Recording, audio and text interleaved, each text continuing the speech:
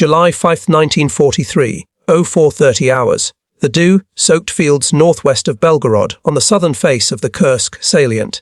The air hangs heavy with the metallic tang of impending rain, mixed with the acrid bite of gunpowder from distant barrages. You can almost feel the earth trembling underfoot, a low rumble that seeps into your bones like a warning from the grave. Lieutenant Grigory Brazhnikov hunkers down in the shallow trench, his breath fogging the early morning chill. At 28, with a face hardened by 2 years of relentless war, he grips the periscope handle tighter, scanning the grey horizon where the German lines blur into the mist. His crew, Sergeant Ivan Petrov, the grizzled driver with fingers scarred from endless repairs, Corporal Nikolai Sokolov, the loader, whose quick hands have saved them more than once, and Private Yuri Kuznetsov, the gunner with eyes sharp as a hawk, wait in tense silence inside their T-34, camouflaged under nets and branches. The tank's sloped armor gleams faintly in the pre-dawn light, a testament to Soviet ingenuity, but today. Whispers of something monstrous echo through the ranks. The barrage begins like thunder. German artillery slams into the Soviet defences, earth erupting in geysers of dirt and flame. Shouts pierce the chaos. "Incoming! Hold the line!" Brazhnikov's radio crackles with urgent orders from Colonel Pavel Rotmistrov, commander of the 5th Guards Tank Army. Enemy armour advancing. Tigers reported. Engage at close range if necessary. For the motherland. Tigers. The word sends a shiver through the men. Brazhnikov has heard the stories from survivors of Leningrad and earlier clashes. Behemoths of steel, impervious to most shells, their 8A by May kept K-36 guns punching through anything at over a kilometer. Like facing a demon from hell. One veteran had muttered over vodka rations, his eyes hollow. The Red Army's intelligence briefs describe them clinically. 56 tons, frontal armour up to 100 mm thick, a gun that can shred a T-34 before it even spots the threat. But in the trenches, they're myths made real, symbols of Nazi engineering arrogance. As the shelling lifts, the rumble intensifies. Through the haze, shapes materialize, Panzer O series and IVs leading the charge, but behind them, looming like ancient predators, the Tigers. Brazhnikov spots one, hull number 131 from the 503rd Heavy Panzer Battalion, commanded by Hauptmann Klimens, Graf Kajanek, its massive tracks churning the mud, turret swiveling with predatory grace. The 88 Babi Emder's barrel swings low, barking fire that vaporizes a nearby KV-1 heavy tank in a blossom of orange flame. Shrapnel rains down, pinging off Brazhnikov's helmet. "Mount up," he bellows, scrambling into the T-34's cramped interior. The engine roars to life, a throaty growl from the V12 diesel. Petrov guns it forward, weaving through craters as the company advances to meet the onslaught. Around them, hundreds of Soviet tanks surge. Over 3,000 in the salient, a sea of green, painted steel. But the Tigers cut through like scythers. One shell from a Tiger rips the turret clean off a T-34 just ahead. The crew's screams cut short in the explosion. You can imagine the fear gripping Brazhnikov's chest, that cold knot as he peers through the commander's cupola. Target, 11 o'clock. Tiger. Kuznetsov yells, traversing the 76mm Mudron F-34 gun. They fire, boom. The shell ricochets off the Tiger's sloped front plate, sparking harmlessly. The German beast returns fire, the round whizzing past, detonating a supply truck behind them in a fireball. Chaos reigns. Soviet infantry scatters as Tigers plow forward, their machine guns chattering death. A young conscript, barely 19, freezes in terror before being cut down. Brazhnikov's mind races the T-34's advantages. Speed, maneuverability, that revolutionary sloped armour that deflects hits at angles. are meaningless at long range against these monsters. Flank them. Get close, he orders, echoing the tactics drilled into every Red Army tanker. But closing the gap means dancing with death.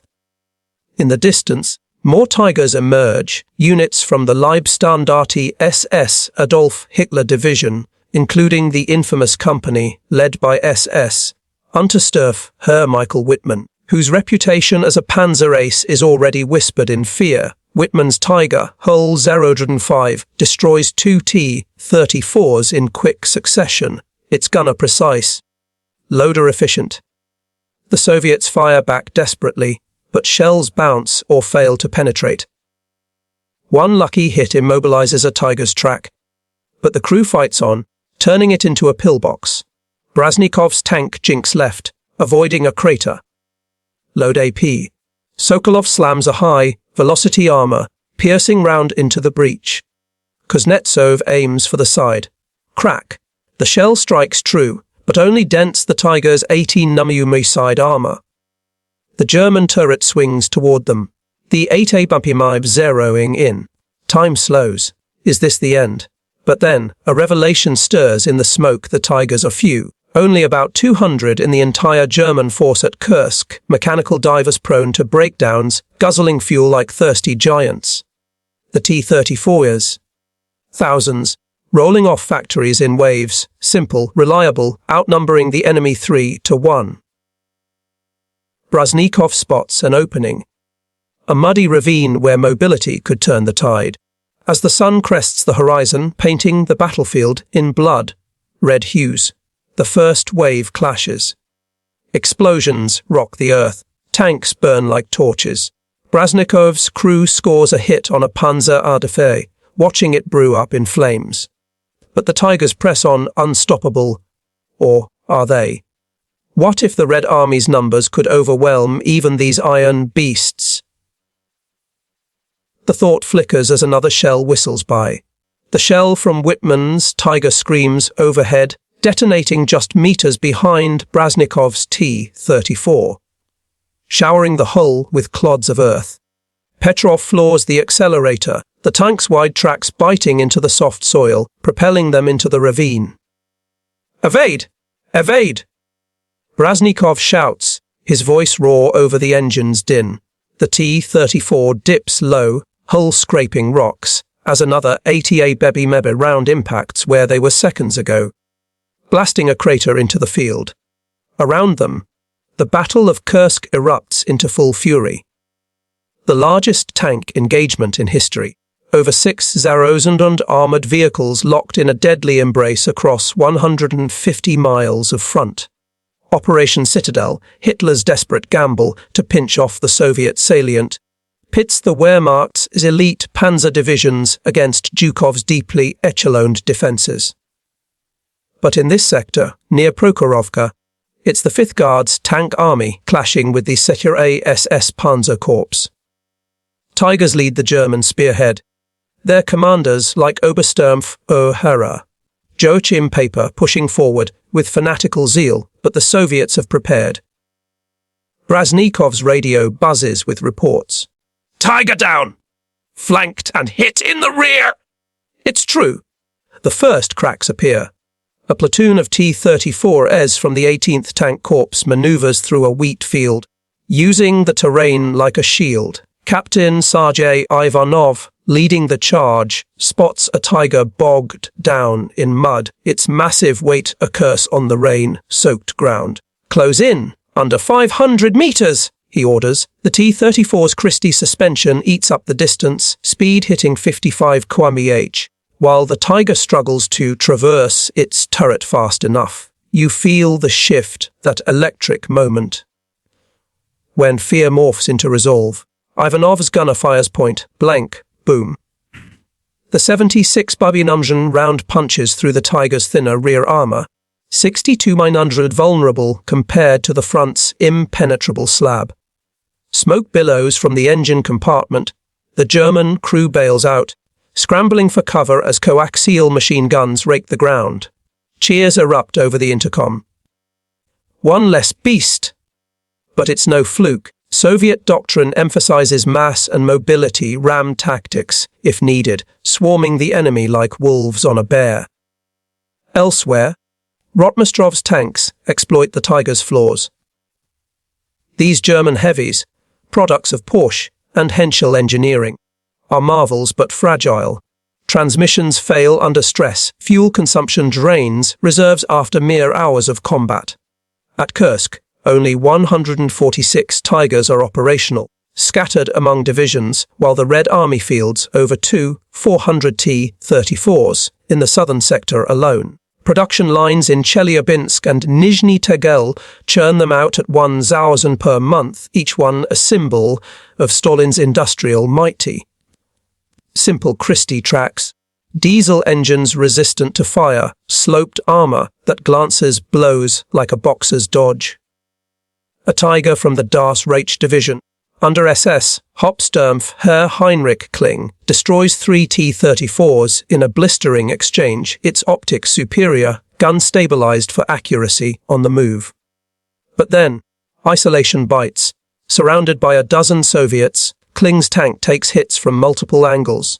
Sides, tracks, vision ports. One shell jams the turret ring, another ignites ammunition. The explosion lights up the sky, a pyre for the invincible myth. Brazhnikov's crew joins the fray, emerging from the ravine to flank hull 131. Kajinek's Tiger fires wildly, but the T-34 dances, Petrov weaving like a matador. Kuznetsov squeezes the trigger. The round strikes the lower hull side, penetrating and brewing up the fuel tanks. Flames engulf the Tiger. Screams echo as the hatches fly open. Got him. Sokolov whoops, reloading with sweat, slicked hands. The reversal builds momentum. Soviet artillery, 152 WME howitzers from the 27th Guards Rifle Division, softens the advance, zeroing in on Tigers with high, explosive shells that shatter tracks or concuss crews. IL-2 Sturmovik ground. Attack aircraft scream overhead, rocket pods unleashing salvos that cripple exposed heavies. One Tiger, immobilized, becomes a target for sappers. Molotov cocktails and satchel charges finish what guns started. Yet, the cost is staggering. Fields turn to charnel houses, T-34s burning in heaps, their crews immolating in the Ronsons. Infamous flammability before upgrades. Brazhnikov witnesses a friend's tank erupt, the commander's charred form slumping from the turret. Rage fuels the push. For Stalingrad. Men shout, remembering the encirclement that broke the 6th Army. By midday, the German advance stalls. Model's 9th Army in the north grinds to a halt against minefields and pake fronts. Anti-tank gun ambushes that shred accompanying panzers, leaving Tigers exposed. In the south, von Manstein's forces gain ground but bleed for every meter. The T-34's Christie suspension proves key, allowing rapid repositioning, while Tigers wallow in bottlenecks. Whispers spread through the lines the Tigers aren't gods. Their machines outnumbered and outmaneuvered. Rotmistrov orders a counterattack. Hundreds of T-34s charging at Prokhorovka, closing to knife, fight ranges where the 88-100's long-range edge vanishes. Dust clouds rise like storms, visibility drops to meters. Tanks ram each other, guns firing at point blank. In the melee, Whitman's Tiger claims 5 more kills, his tally rising, but even he retreats as fuel dwindles and repairs mount. T-34 collides with a Tiger, both turrets locking in a grotesque embrace. Soviet crew bails and tosses grenades into the open hatch. As evening falls, the battlefield smolders with over 400 wrecked tanks. The Soviets have lost more, but they can replace them. The Germans, irreplaceable losses. Brazhnikov, bandaging a shrapnel wound, stares at the hulks.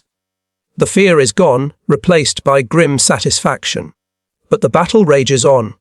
What ultimate price will victory demand? July 12, 1943. Dawn breaks over Prokhorovka, a small railway town now etched in blood and steel. The air reeks of cordite and diesel fumes, thick enough to choke, as engines rev in the Soviet assembly areas. Brazhnikov wipes sweat from his brow, his wound throbbing under the hasty bandage, but adrenaline surges like fire in his veins.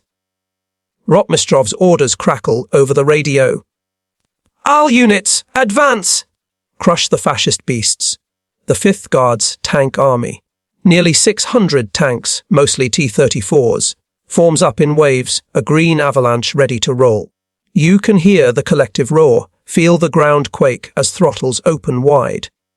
Petrov guns their T-34 forward, joining the charge across the open fields toward the Soviet SS Panzerkorps. The Germans, depleted after a week of grinding attrition, muster about 300 vehicles, including 15 operational Tigers from the Totenkopf, Das Reich, and Leibstandarte divisions. Whitman's crew, exhausted but defiant, loads another round into their ATM, the barrel scarred from ceaseless fire. The clash is apocalyptic. At ranges under 300 meters, tactics dissolve into primal fury.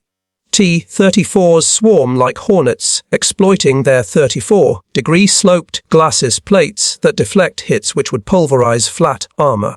One Tiger, commanded by SS Obersturmherr Franz Staudiger, bags 6 Soviets in minutes, his gunner calling targets amid the dust. But the numbers tell. For every Tiger, 10 T-34s converge, firing high-velocity rounds into vulnerable spots. Tracks, engine grills, turret rings. Brazhnikov's tank leaps a ditch, closing on a Tiger from the flank. "Side shot! Fire!" Kuznetsov bellows. The 76 mm cracks, the shell piercing the 80 mm side plate, igniting the ammunition racks.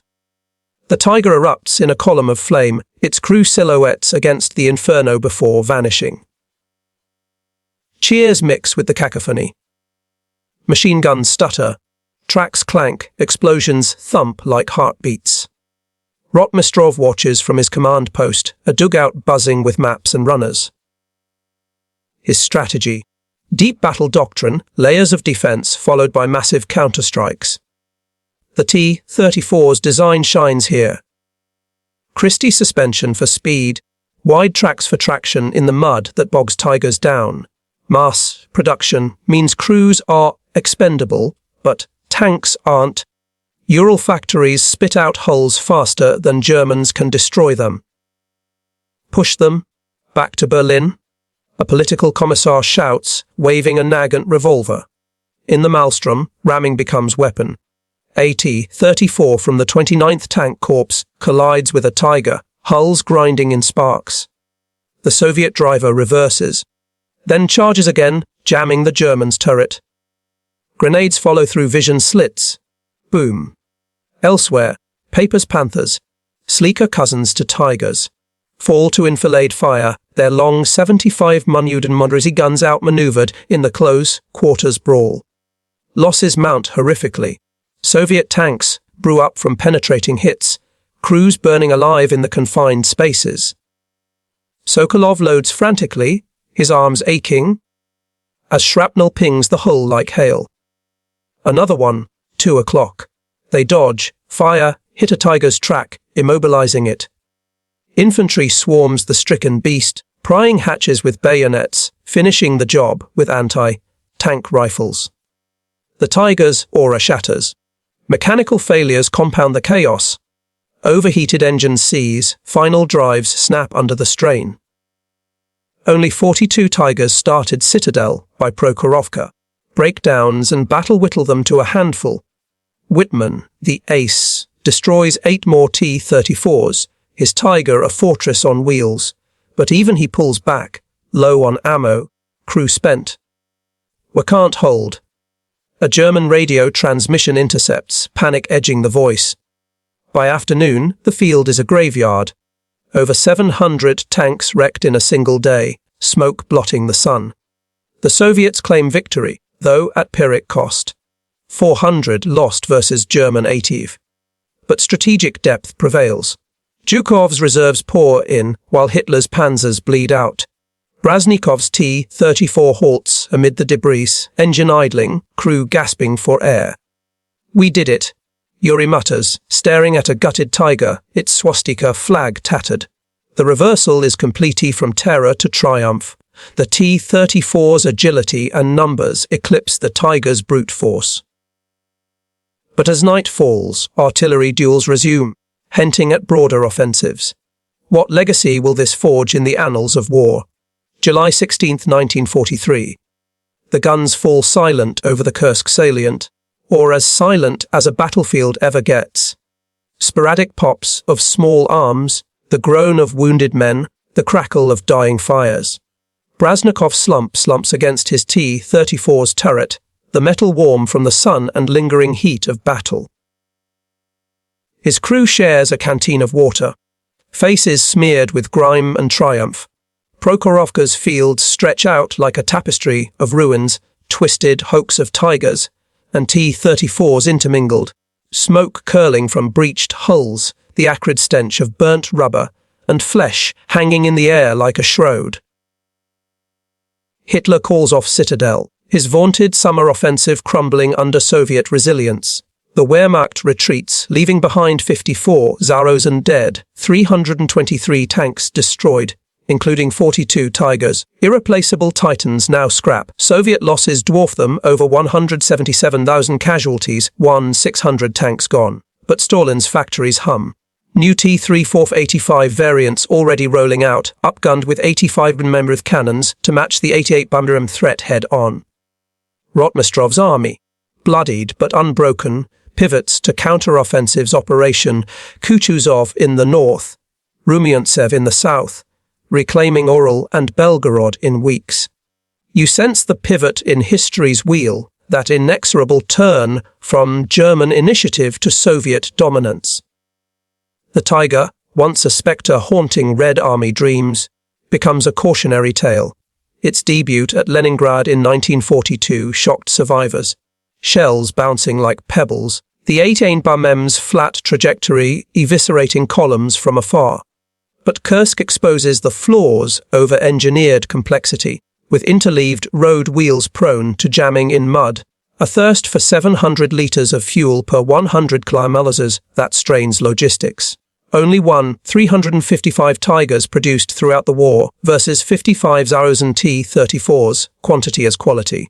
Brazhnikov reflects on the shift, bandaging Kuznetsov's grazed arm amid the wreckage.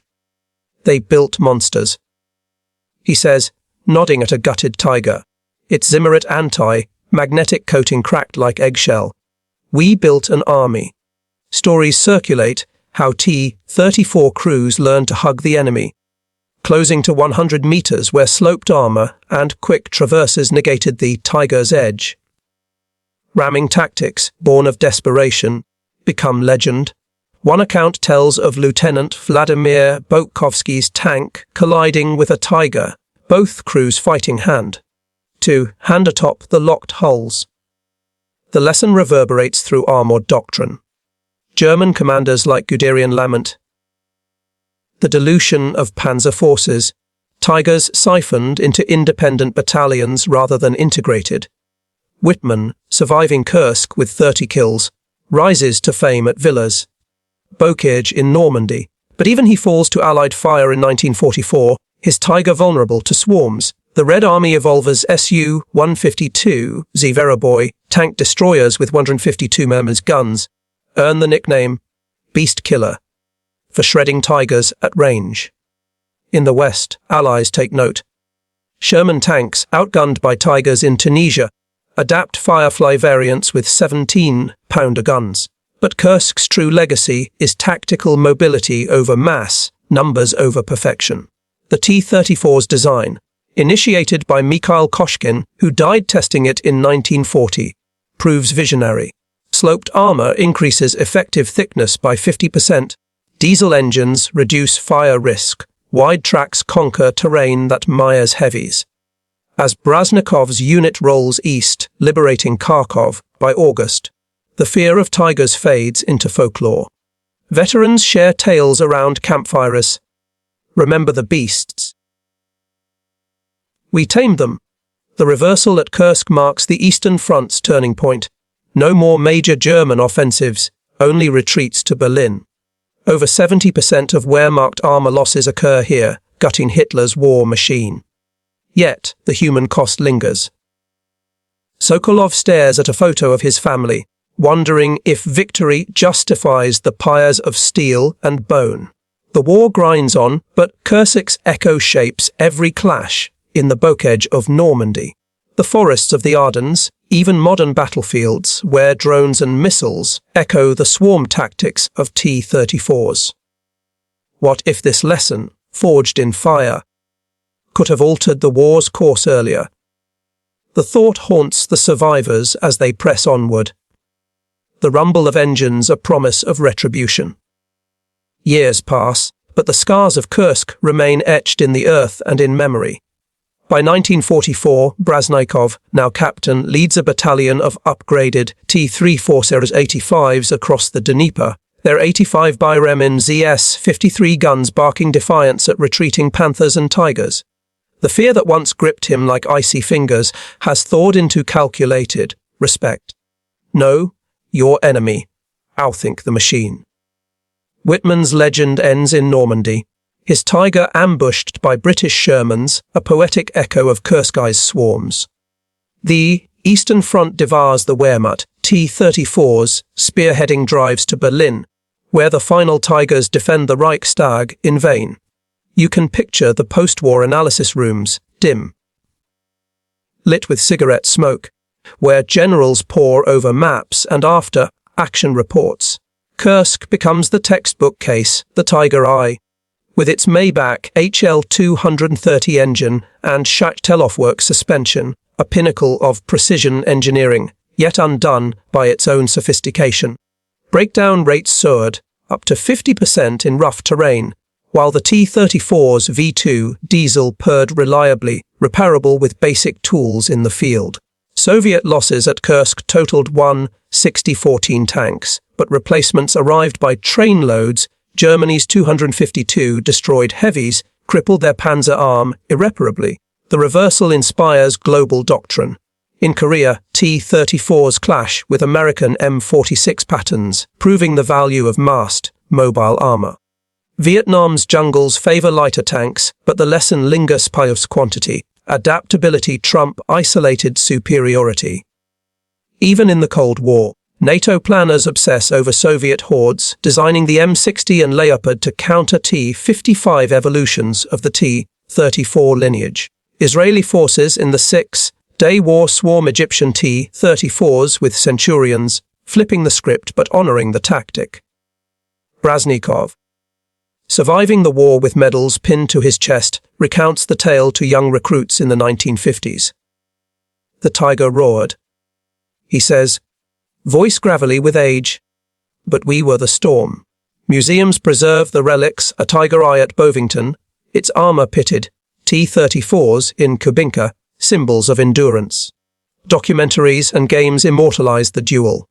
World of Tanks players relive Prokhorovka, debating sloped armor's genius. Yet, the human element endures. Petrov, the driver, lost to a mine in 44. Sokolov returns home maimed. Kuznetsov pens letters of the Brotherhood forged in steel coffins. The war claims 27 million Soviet lives, Kursk a microcosm of sacrifice. Tigers produced 1,347 total. T-34s over 84,000 by war's end. Numbers win wars. As modern conflicts unfold, with drones shadowing tanks in Ukraine, the echo resounds no weapon is invincible. Adapt or perish. Brazhnikov's generation taught that, turning shock into strategy, fear into folklore. Decades later, the ghosts of Kursk still whisper through military academies and history books, a testament to how innovation clashes with reality on the forge of war. Imagine standing in the vast halls of the Central Armed Forces Museum in Moscow, where a preserved T-34 Fabre's 85 stands sentinel, its turret angled defiantly, paint chipped from simulated battles long after the real ones ended. Beside it, captured Tiger relics, rusted behemoths towed from the fields of Prokhorovka. serve as trophies there once.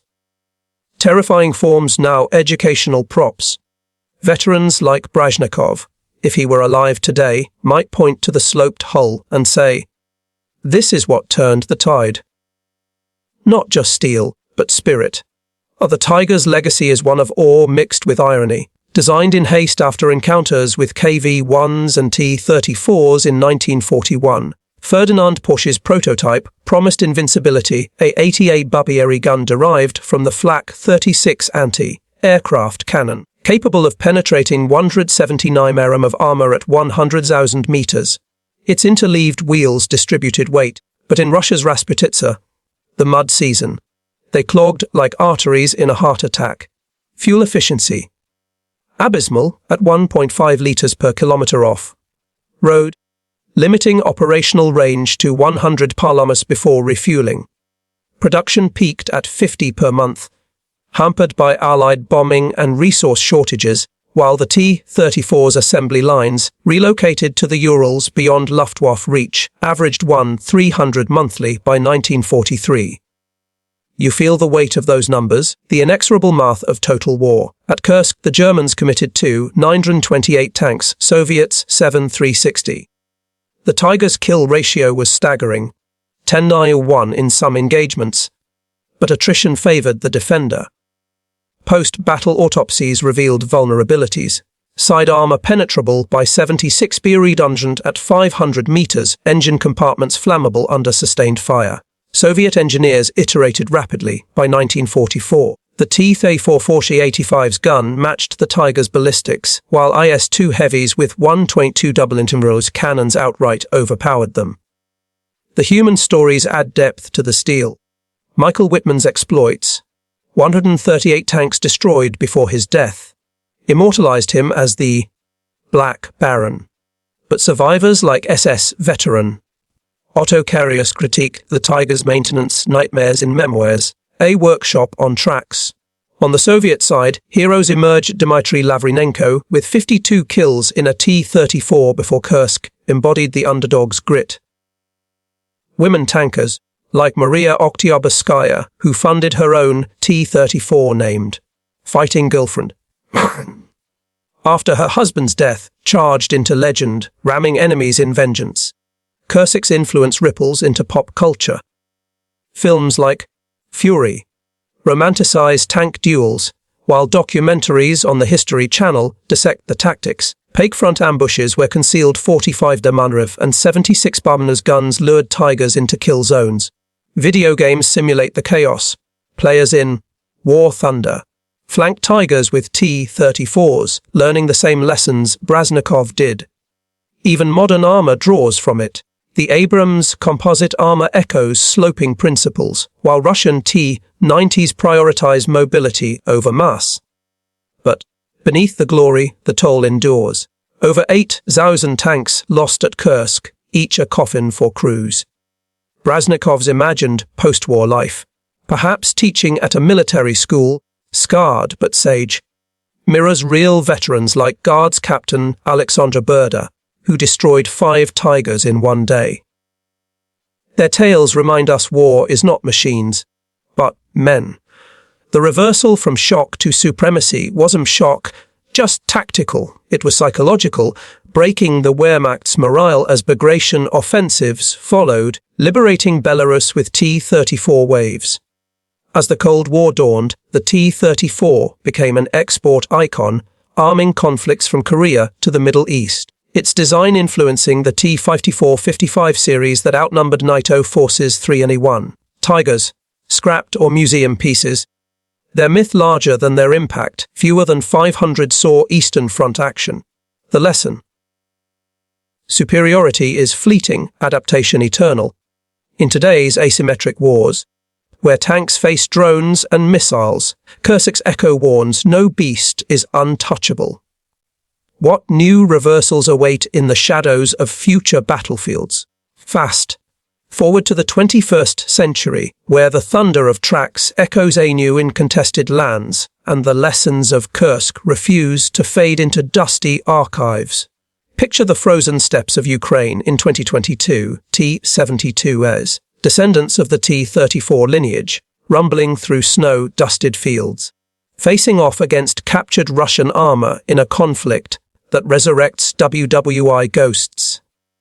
Brazhnikov's spirit might linger here, in the tactics of Ukrainian defenders who swarm superior foes with drones and javelins, turning technological edges into vulnerabilities, much like the Red Army did with mobility and mass. The Tiger's DNA persists in modern heavies, the Leopard 2, with its 120 Nubia smoothbore and composite armor, embodies German precision, deployed in coalitions from Afghanistan to Eastern Europe. Yet, vulnerabilities mirror the past. Supply chain dependencies, maintenance demands in harsh terrains. In the 1991 Gulf War, MM-1 Abrams tanks shredded Iraqi T-72s at ranges echoing the 18 Tamad's dominance, but urban fights in Iraq exposed flanks to RPGs, reminiscent of T-34 close quarters swarms. You feel the continuity, that thread of armored evolution, where no tank reigns supreme. Analysts at think tanks like RAND dissect Kursk's data. German kill ratios average 5,001, but strategic failure stemmed from overextension. Soviet after-action reports, declassified in the 1990s, reveal how commissars boosted morale by demystifying the Tiger. Propaganda films showed captured hulks, crews posing triumphantly atop them. Rotmistrov's memoir, The Tanks Are Coming, details the psychological pivot. From dread to disdain, we learn to hunt the hunters. Numbers crunched. Tigers cost 250,000 Reichsmarks each, T-34s a mere 135,000 rubles. Economics as decisive as firepower. In simulation labs, officers game out scenarios using software like Command, modern operations, replaying Prokhorovka with variables tweaked. What if Tigers had better transmissions? Or if T-34s lacked diesel resilience? Results underscore adaptability. Israeli Merkavas, sloped and reactive, armored, dominate in Gaza skirmishes, but Hezbollah drones in 2006 proved swarms eternal. The US Army's M1A2 SEP V3 upgrades optics and active protection, countering the T-14 Armata's threats, but budget battles echo WWII production wars. Personal echoes resonate too. Descendants of Whitman's crew visit Normandy memorials, pondering the Ace's 138 kills against the human cost. In Russia, Victory Day parades roll T-34s through Red Square, symbols of unbreakable will, while museums in Kubinka display Tiger wrecks with plaques reading, defeated by Soviet ingenuity. Books like David Glantz's The Battle of Kursk unpack the myth, revealing how intelligence from the Lucy spy ring forewarned Zhukov, allowing defensive masterpieces. Yet, the cycle spins darker. In Syria, T-72s fall to TOW missiles, their sloped armor no match for guided precision. Evolution demanding constant reinvention. Cyber threats now hack tank systems, a digital flank attack unforeseen in 1943.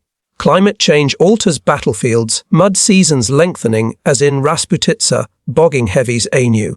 As autonomous drones and AI-guided armor emerge, Kursk's core endurers, humans, tip the scales. Brazhnikov's imagined legacy, a quiet life in a dacha, toasting fallen comrades, reminds us war's true victors are survivors. The shock of the Tiger, turned by T-34 tenacity, teaches eternal vigilance. In an era of hypersonic threats, will history's wheel turn again or break under new weights?